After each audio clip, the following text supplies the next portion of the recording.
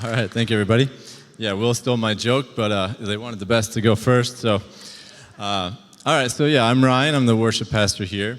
And today I wanted to start my 5 minutes with this topic that when you give God your best, it will change your life. Amen? So I want to start, though, by talking about two very important individuals in American history. Their names are Harry and Lloyd. Anybody know what I'm talking about? All right, so who's seen the movie Dumb and Dumber? Shame on all of you guys. So, all right, but I'm using the movie Dumb and Dumber as a sermon illustration. I'm not proud of it, but Will said it was okay. So early in the movie, though, we have Lloyd and Harry, and they're about to go on this road trip. And Lloyd, he wants to just real quick raise a few extra dollars for some spending cash. So he has a bright idea to sell some things.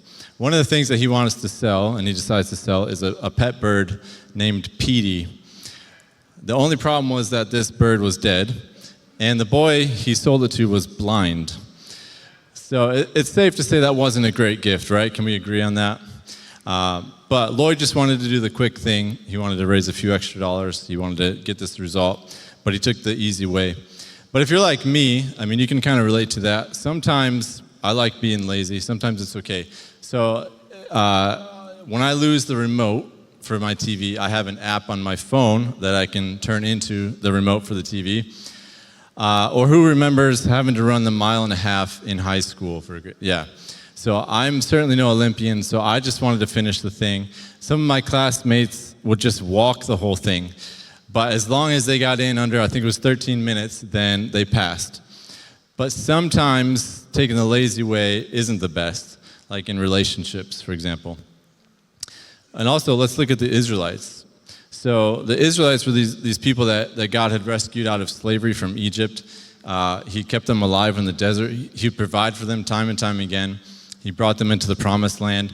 And now they had built this temple where they would worship him, and they would do so with sacrifices of food and animals. But God's requirement was that the food be the best of the food and the animals be the best of the animals.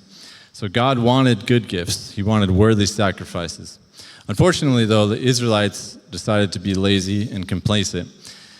So they chose the easy way. So in Malachi 1:8, God is speaking to them, and he says, "When you offer blind animals for sacrifice, is that not wrong? When you sacrifice lame or diseased animals, is that not wrong? Try offering them to your governor. Would he be pleased with you? Would he accept you?"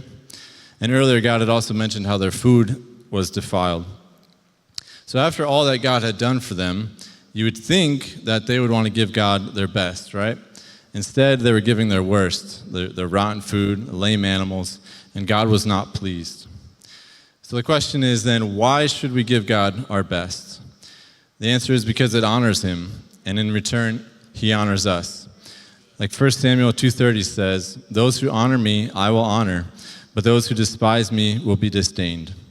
Then the next question is, how do we give him our best?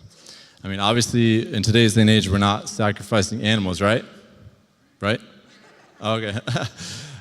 So Colossians 3:23 tells us that whatever you do, work at it with all of your heart.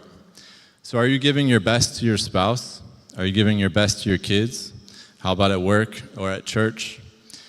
What if, instead of bringing our worst, we brought our best? So what if we love our spouse with patience and kindness, being quick to listen and slow to anger? What if we turned off our phones and spent more time with our kids? What if we taught them confidence and life skills? What if we respect our boss at work instead of talking about him behind his back? What if we brought our highest praise at church during worship by singing and raising our hands? What if we serve in the nursery with a cheerful heart? I know that one's easier said than done. What if we gave 10% tithe instead of just giving what's easy? Can you imagine the difference that this would make in our lives and those around us? Don't give God your dead bird. God's not blind, and he knows your heart. Don't give a lame animal or rotten food. Let's give God our very best, working at everything we do with all of our heart. As we do that, we're honoring him, and in return, he will honor us. And that is why, when you give God your best, it will change your life.